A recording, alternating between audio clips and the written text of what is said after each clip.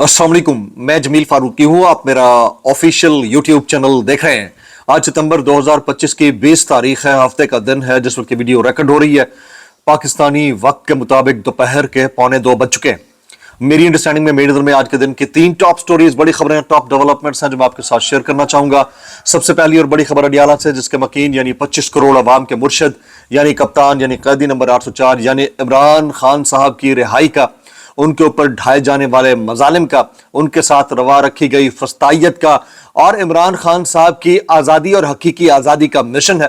और इस मिशन को लेकर आज यानी 20 सितंबर को शब 9 बजे तकबीर के साथ आज़ानें दिए जाने की रिक्वेस्ट थी, जिसे वक्त से पहले ही सक्सेसफुल बना दिया गया है, लेकिन मुतनाज़ा भी बनाने की कोशिश की जा रही है।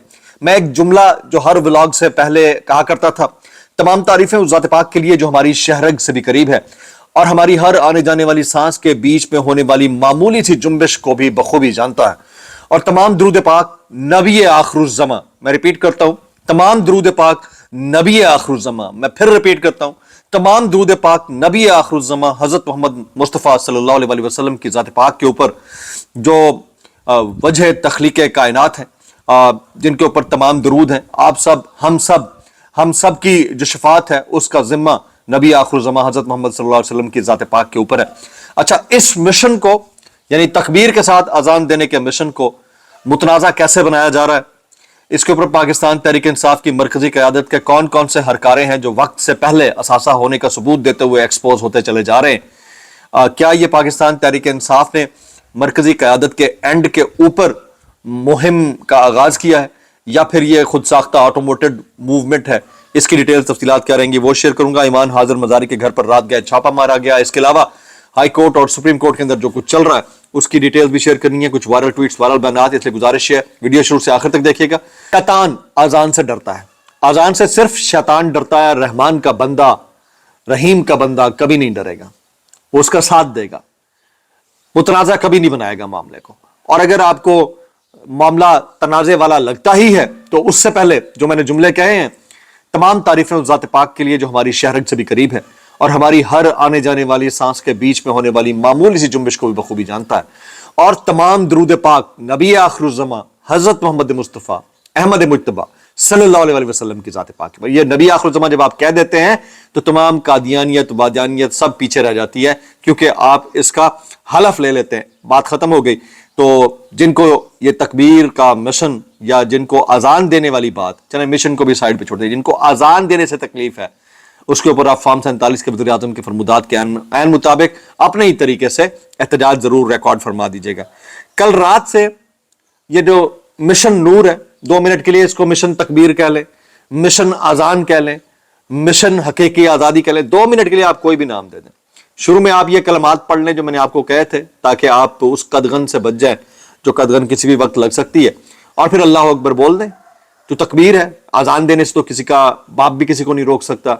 गो के इसको मुतनाज़ा ठहराने की कोशिश की जा रही है। मैं दस्त बदस्ता गुजारिश करूंगा जनाब मुफ्ती मुनीबुर रहमान साहब से, जनाब मुफ्ती तकी उस्मानी साहब है, जनाब मौलाना तारिक जमील साहब से, जनाब शहनशाह हुसैन नकवी साहब से, जनाब अल्लामा राजा नासिर अब्बास साहब से, जनाब मौलाना फजल रहमान साहब से, जनाब खानम तैयबा साहिबा से, जनाब बुशरा आमिर लियाकत हुसैन साहिबा से, और इसके अलावा बड़ी बड़ी तमाम शख्सियात जो पाकिस्तान में रिलीजियस इन्फ्लुएंसिंग पर्सनैलिटीज तस्वर की जाती हैं।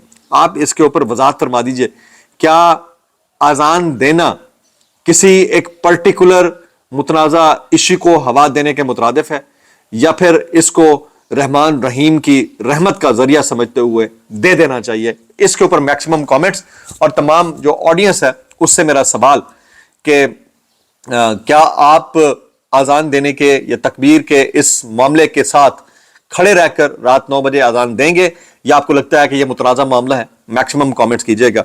मैं इस वक्त जितने भी रिलीजियस स्कॉलर्स हैं उनसे गुजारिश करूंगा कि अवाम की रहनुमाई फरमा दें। कुछ ने तो रात से ही करना शुरू कर दी कि ये जो है ये कादियानियों का मिशन था 1857 की जंग आज़ादी में।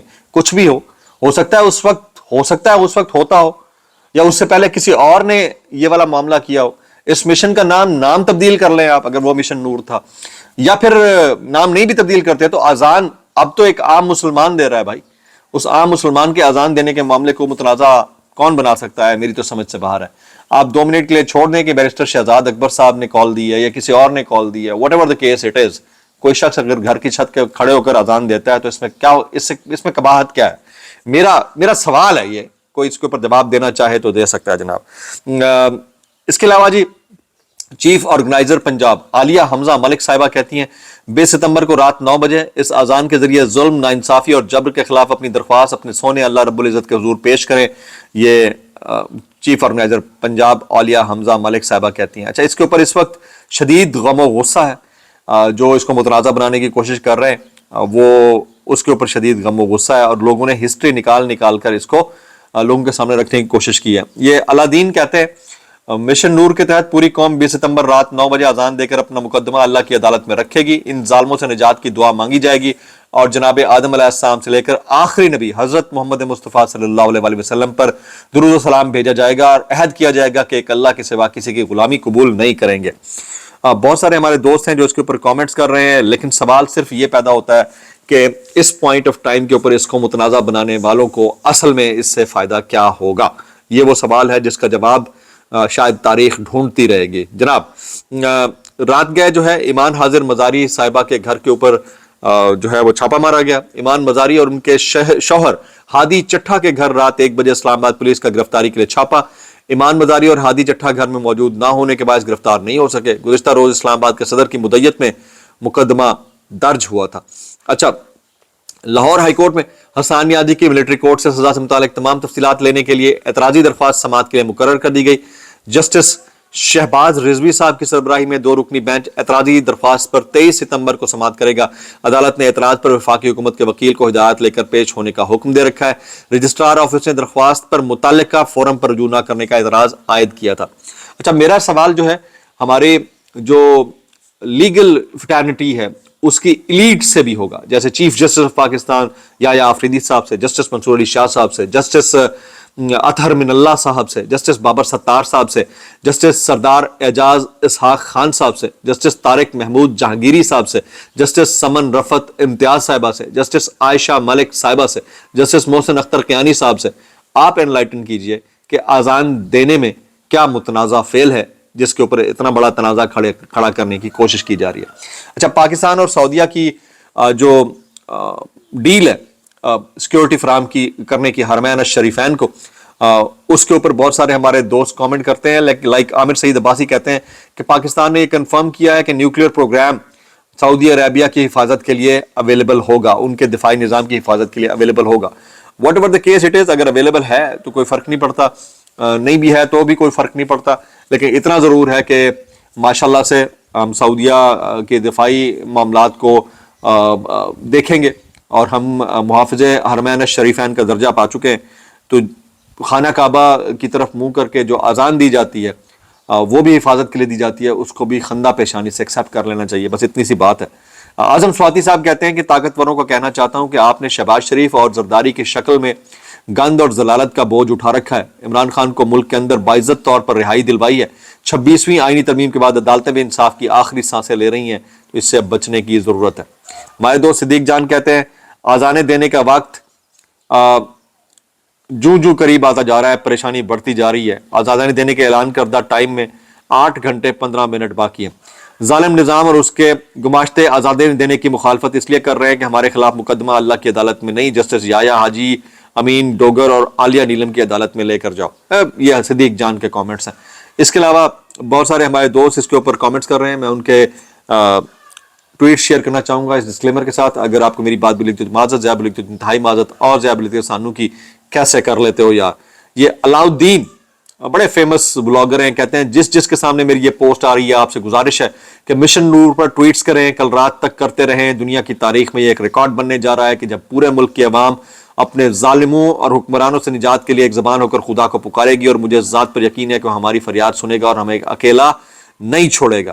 اب اس کا آپ نام کوئی بھی رکھ لیں, بہرحال پرٹیکولرلی یہ ایک آزان دینے کا موو ہے اور کوئی بھی دے سکتا ہے. میرا نہیں خیال کہ اس کے اوپر کوئی قدغن ہونی چاہیے. جناب نجم سیٹی صاحب کہتے ہیں طالبان گھاس کھا لیں گے مگر بگرام بیس امریکہ کو نہیں دیں گے. سوال ہی پیدا نہیں ہوتا کہ پیسہ لے کر بگرام بیس امریکہ کو دے دیں, یہ بھول جائے امریکہ. یہ نہیں ہوگا. طالبان کے لیے پیسہ اور ڈپلومیسی کوئی خاص اہمیت نہیں رکھتی. میں پھر وہی کہہ رہا ہوں کہ مجھے سمجھ نہیں آتی کہ ہم کس بلاک میں، ہم ٹرمپ کے ساتھ ہوں گے، ہم چائنا کے ساتھ ہوں گے، اور ٹرمپ جو بگرام بیس لینا چاہتا ہے چائنا کے نیوکلیر پروگرام کو ٹارگٹ کرنے کے لیے، ہم اس ساری سچویشن میں سینڈوچ تو نہیں بنیں گے کہیں. میں اتنا کہنا چاہوں گا کیسے کر لیتے ہو یار. صابر شاکر کہتے ہیں اذان سے ڈرتے ہیں، اور یہ ہم بھی مستقل کہہ رہے ہیں جناب.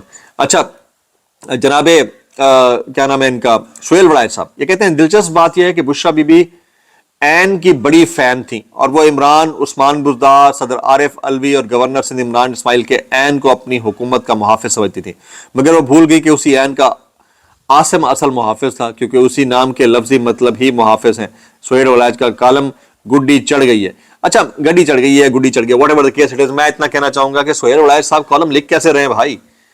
ان کے کالم کے اوپر اتنا بڑا اعتراض آیا تھا تو ان کو کیوں نہیں آف رائٹنگ کیا گیا یا آف ایئر کیا گیا؟ میں حیران ہوں اس بات کے اوپر. مطلب باقی پھر 32-35 جو ٹاپ ناچ اینکر ہیں ان کا کیا قصور تھا بھائی؟